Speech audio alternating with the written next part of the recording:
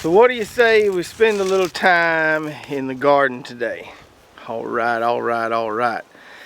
I've got to get this bare dirt behind me cover cropped pretty soon. I'm kind of running out of time here.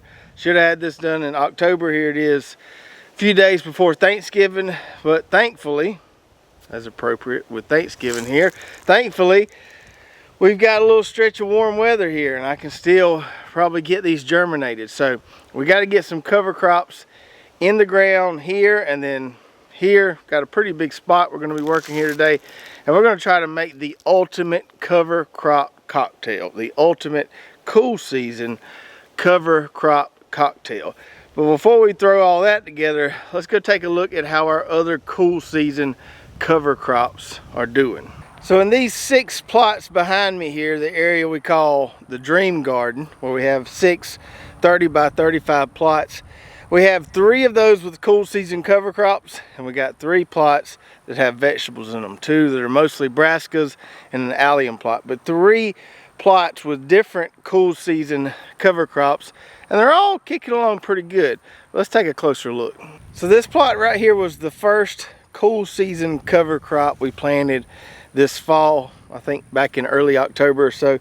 And we have a cocktail here of 2 different cover crops, 2 different cool season cover crops. We've got Kodiak brown mustard mixed with tillage radish, also known as Daikon radish. So this is kind of a dual purpose cover crop here. We're using the tillage radish to scavenge nutrients from way down deep and kind of bring those to the soil surface so they'll be available to the next round of vegetables that we plant here. It's also going to give us some good natural soil aeration there. And then we got the Kodiak mustard, which we're using as a biofumigant, and that will all come into play once we get ready to chop this and till it into the soil. But it's a great way to kind of naturally control nematodes in your garden soil. And when we get ready to do that, we'll definitely show you how to do that. But we had a plot of okra here before. Okra is susceptible to nematodes, and so anytime we plant okra, tomatoes would be another one. Anything that's kind of susceptible to nematodes, we always like to follow it with this natural biofumigation cover crop here. And of all the cool season cover crops I have planted, this is probably the one that is the most dense. It gives me just the best ground coverage and weed suppression, because these radishes and mustards just start growing so fast, just take off really fast, and just completely cover this plot like you see here. There may be 1 or 2 weeds in there. We got really good ground cover, a lot of biomass here. You can see one of those Daikon radishes there. That one kind of broke off a little bit when I pulled it out of the ground. But these things can get on up to 12 inches long. I planted these probably a little too thick. I don't know if they'll get that big, but they're still long enough to scavenge some nutrients from down deep. It's kind of hard to tell here the difference between the radish leaves and the mustard leaves.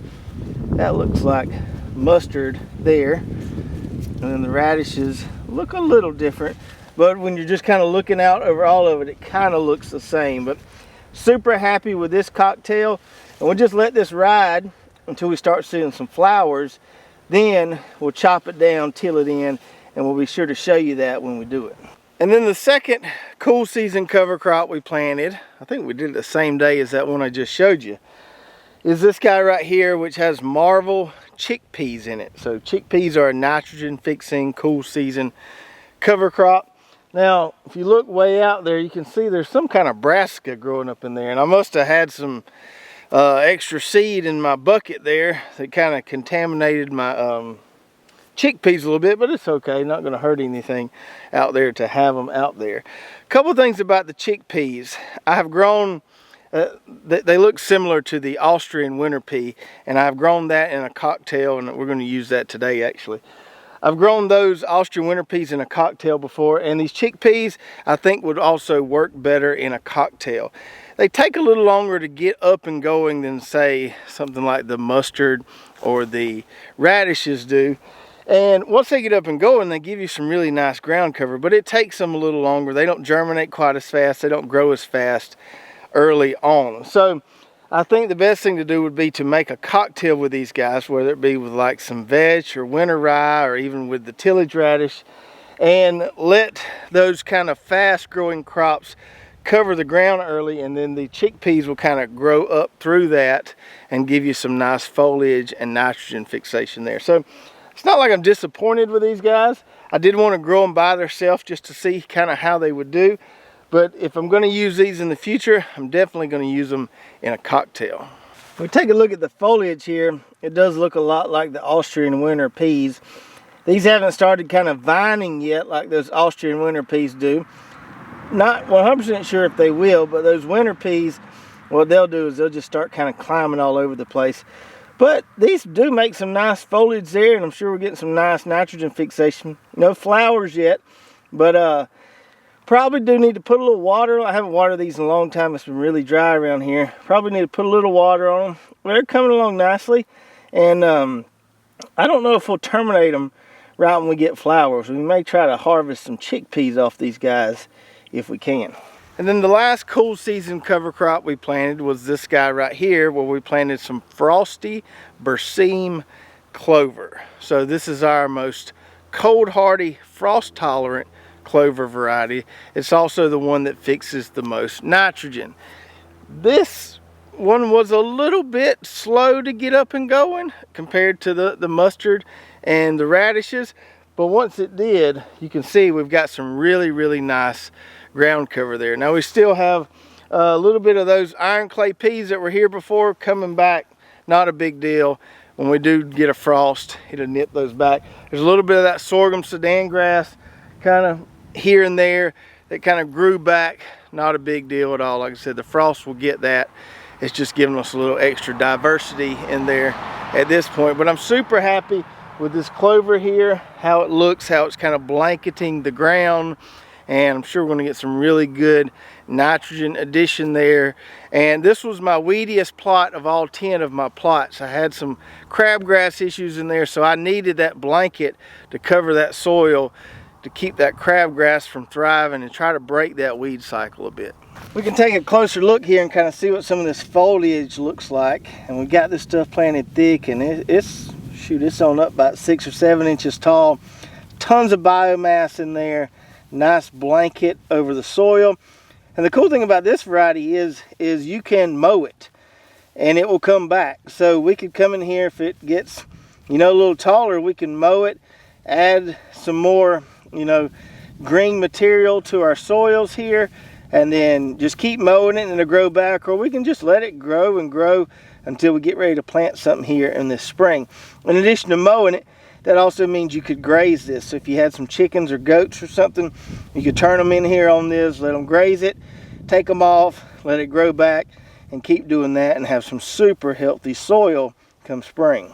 And that brings us back over here to this plot or plots that we need to cover crop today. So it looks like those two plots kind of run together, but usually don't have anything planted in this little pathway right here behind this rosemary bush. So this is kind of its own plot, and this is kind of its own plot. On the other side of this plot, we've got our legume jungle over there, all our runner beans, English peas and stuff. But right here we've got probably a 40 by 40 spot, and then this spot right here is 40 foot long, but only about 20-25 foot wide. So between this and this, we've got a pretty significant area we need to seed today. Now we've been cover cropping a while here on our homestead, and I cannot overstate the importance of cover crops in your garden rotation. There's so many benefits, just simple things like erosion control, but more importantly weed suppression, breaking pest cycles, adding organic matter to your soils, nitrogen fixation so you don't have to supplement with as much fertilizer with the following vegetable crops. So many benefits to cover crops. And newcomers to our channel that watch some of our vegetable videos are always like, how do you keep your garden so clean? Why don't you have any weed pressure? And the cover crops are a huge part of that equation to reducing our weed pressure.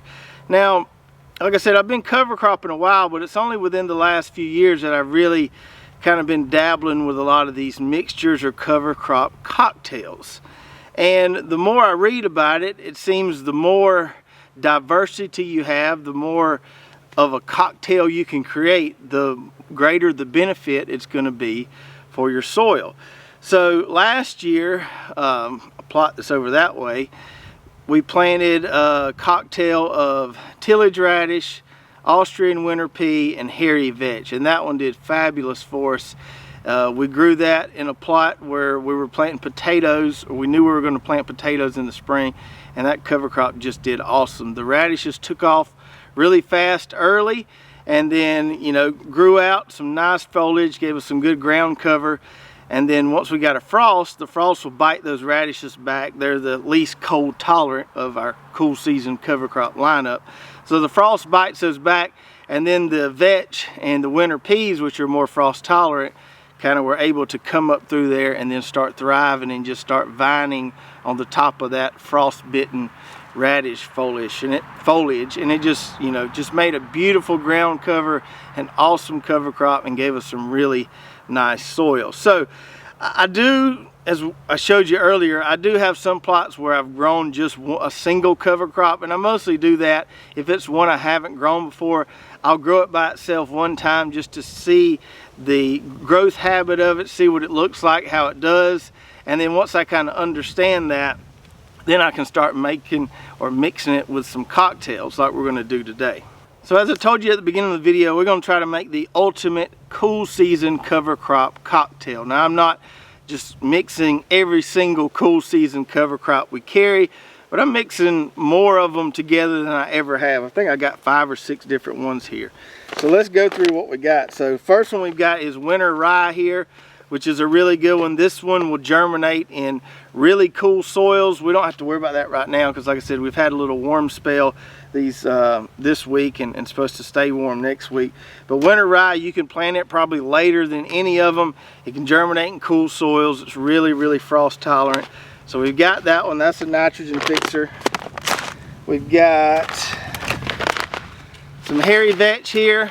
It's a really good one. Nitrogen fixer as well. It will kind of be slow to get up initially. Once it gets up, it'll just climb over the top of all that foliage there, give you some nice ground cover. This is a good one. What else do we got here? Our Austrian winter pea, which we mentioned we made that cocktail with last year. Another good one, very similar to that Marvel chickpea, and this one's going to climb all over the top of that foliage well. Another nitrogen fixer here. This is one we just added this year. This is called Impact Forage Collard. And so this one's going to give you some really, really good biomass. Some really big leaves.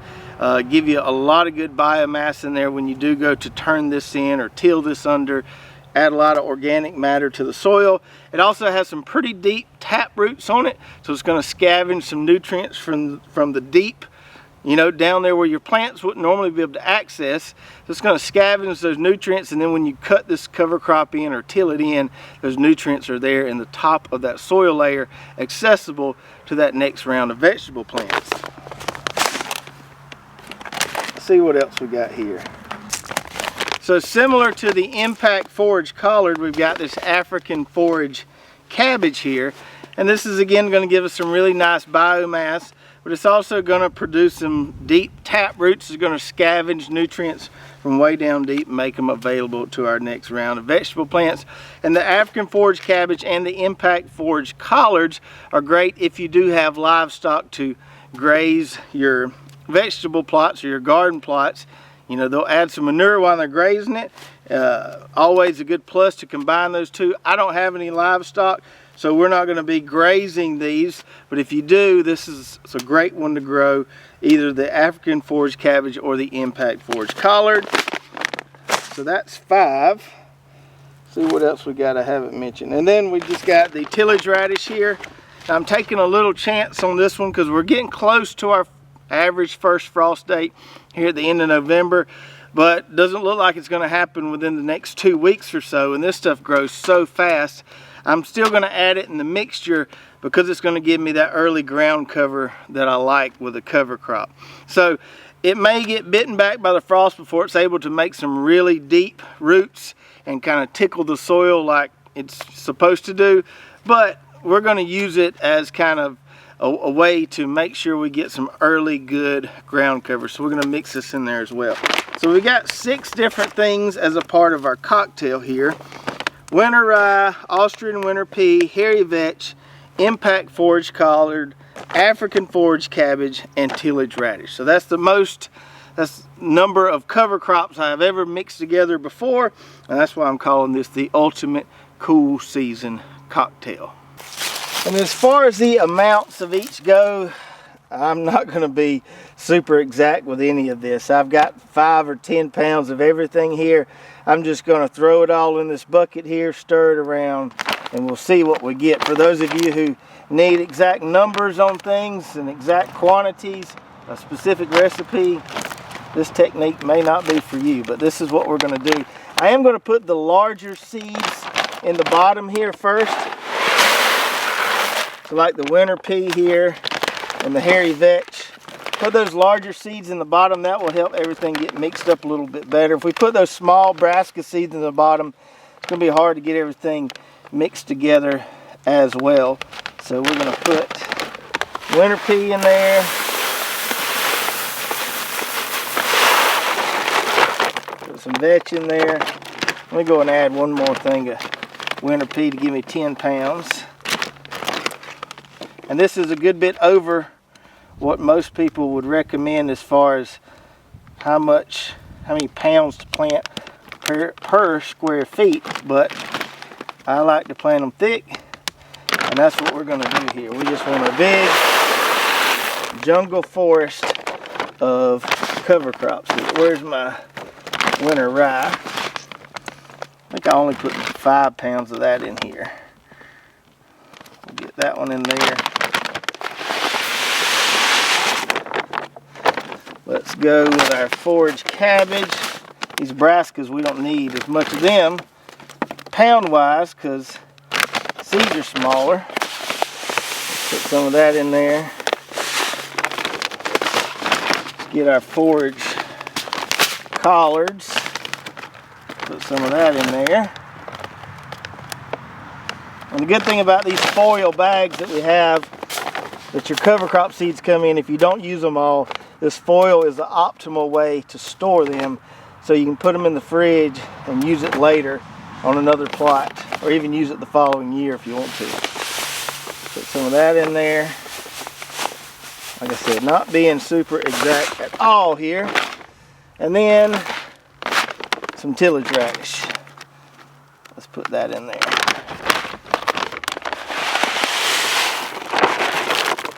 And then we're just going to give it a nice big kind of stir. Try to get it all mixed up as good as we can.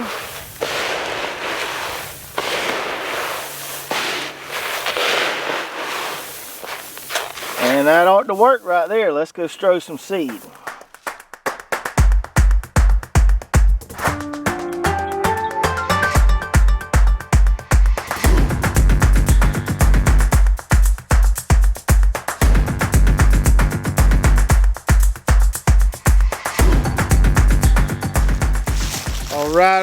All right. We got her did.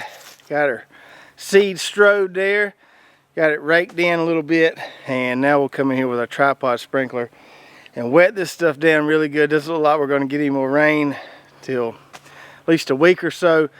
So we'll water this down at least a few hours a day for the next 3 or 4 days. And should get some pretty good germination that way. And believe it or not, yep, you can break a sweat in South Georgia. Pretty good sweat here towards the end of November. There's even gnats out here today, but thankful for a little warm weather so we can get this cover crop in the ground, get it up and going. We get a lot of people asking us, what cover crop should I plant in this area or for this kind of soil or all this stuff, and you really can't go wrong with any of them, especially as far as cool season cover crops go. You kind of make a cocktail with whatever you'd like. You have to be a little careful with the warm season cover crops because some of them come off a lot faster than the others.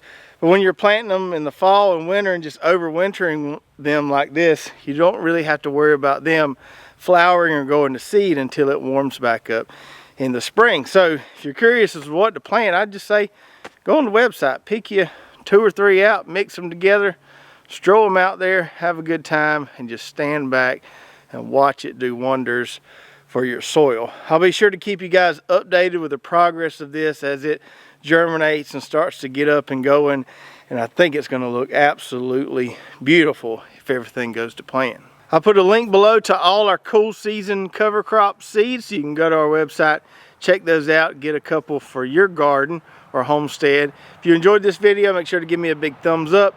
Don't forget to hit that subscribe button if you haven't already. Make sure you ring that little bell so you get notified every time we come out with a new video. And if you did enjoy this one, check out these other 2 cool season cover crop videos right here. I think you'll really enjoy those as well. We'll see you next time.